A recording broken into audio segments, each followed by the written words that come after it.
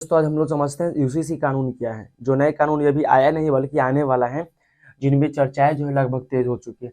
UCC का मतलब होता है यूनिफॉर्म सिविल कोड, यानी समान नागरिकता समूह। समान नागरिकता समूह का मतलब है सभी धर्म के लिए समान कानून होनी चाहिए। देखना हमारे देश में जो है ना दो प्रकार के कानून है, एक सिविल मैटर के लिए होता है, एक क्रिमिनली मैटर के लिए होता है। यानी सिविल लॉ और क्रिमिनली लॉ। क्रिमिनली लॉ जो होता है ना, क्रिमिनल लॉ जो है वो सभी के लिए समान है। क्रिमिनल लॉ का मतलब सभी के लिए समान का मतलब आप जो भी कुछ करते हैं, चोरी करते हैं, डकैती करते हैं, ऐसा क्रिमिनली जो मैटर आता है ना, वो सब पे समान कानून लागू होता है। लेकिन सिविल मैटर सबके अलग अलग होता है, सभी धर्मों के अलग होता है। यानी सिविल मैटर कहने का मतलब तलाक का हो गया, शादी ब्याह तलाक हो गया, गुजार भत्ता हो गया, विरासत संपत्ति हो गया, बच्चों का स्थान, तीन तलाक का मैटर, ये सब के सब सिविल में आता है। यानी हिंदू धर्म का कुछ और है, मुस्लिम धर्म का कुछ और आता है। जैसे बताते हैं, हिंदू धर्म में जो है लड़कियां जो है 18 साल में बालिग हो जाते हैं, लड़कियां जो है 18 साल में बालिग हो जाते हैं, बल्कि मुस्लिम धर्म में जो है 15 ही साल में वो बालिग हो जाते हैं। दोनों में फर्क है। अब उसी तरह की तलाक की बात की जाए तो अगर हिंदू धर्म की अगर बात की जाए ना, तो हिंदू धर्म में जो है एक पुरुष जो है महिला जो है एक ही शादी कर सकते हैं, बल्कि तलाक लेकर वो दूसरे शादी कर सकते हैं। लेकिन मुस्लिम में ऐसा नहीं है।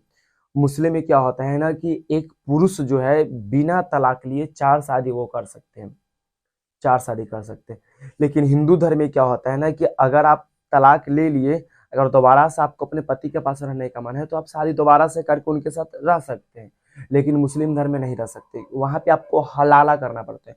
हलाला करने का मतलब है ना कि आपको पहले किसी और से शादी करना पड़ेगा, उनके बाद उनसे तलाक लेकर तब आप उनसे शादी कर सकते हैं, डायरेक्ट आप उनके पास नहीं जा सकते।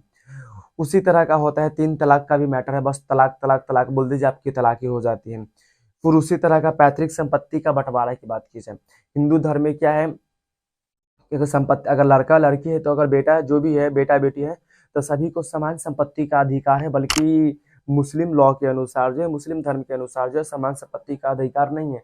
लड़कों की तुलना में जो है लड़कियों को अधिक संपत्ति है। सिंपल भाषा में इसको हम लोग समझते हैं ना, तो अगर लड़कों के पास 10 कट्ठा, लड़कों का अगर हिस्सा में 10 कट्ठा मिलता है तो लड़की को मिलेगा 5 कट्ठा। ये है मुस्लिम लॉ के अनुसार। अब उसी के बाद और भी जैसे है गुजार भत्ता, अगर हिंदू धर्म में अगर तलाक होता है तो पत्नी को भी जो है अपने पति की हिस्सेदारी होता है। यानी अपने गुजर बजार या अपना जो गुजारा करना है या बच्चों को जो खर्च बचे वो पति का हिस्सेदारी लगता है।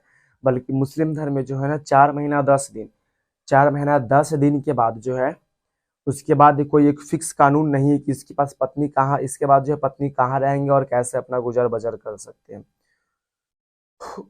हैं। उसी तरह के विरासत संपत्ति के साथ जो है बच्चों का संरक्षण किस तरह का आगे होगा। जैसे एक मुस्लिम धर्म के अनुसार क्या होता है ना कि जब तक आपके पूर्वज अगर है तब तक उस संपत्ति के हकदार आप नहीं है। जब तक आपके माता और पिता में से किसी एक का अगर डेथ नहीं हो जाते, वो गुजर नहीं जाते, तब तक उस संपत्ति पे आपका हकदार नहीं होगा और वो संपत्ति का बंटवारा नहीं होगा। तो बहुत सारा मैटर है इसी पे। मुस्लिम लोगों का है कि नहीं, जो हमारा धार्मिक जो था इस्लामिक जो चल रहा था लो में हम लोग उसी को मानेंगे।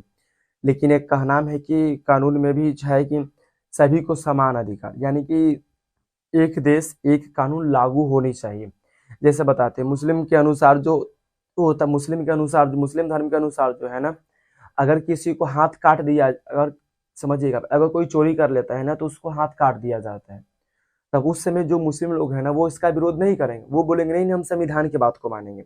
जो संविधान में हाथ काटने की जो सजा है 2-3 महीना 6 महीना का, मैं वो सजा का भुगतान करूंगा, बल्कि मैं मुस्लिम पर्सनल लॉ को नहीं मानूंगा।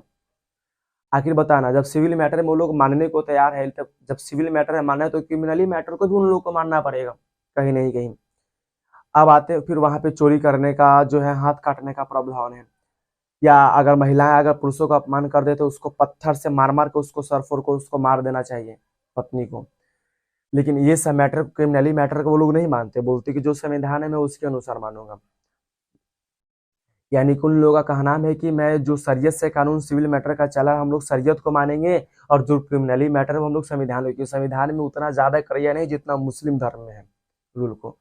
तो आपका इस पे क्या कहना है, यूसीसी कानून आना चाहिए या नहीं आना चाहिए, इस पे आप अपना कमेंट बॉक्स में प्रतिक्रिया को दीजिएगा। तब तक के लिए जय हिंद एंड जय भारत।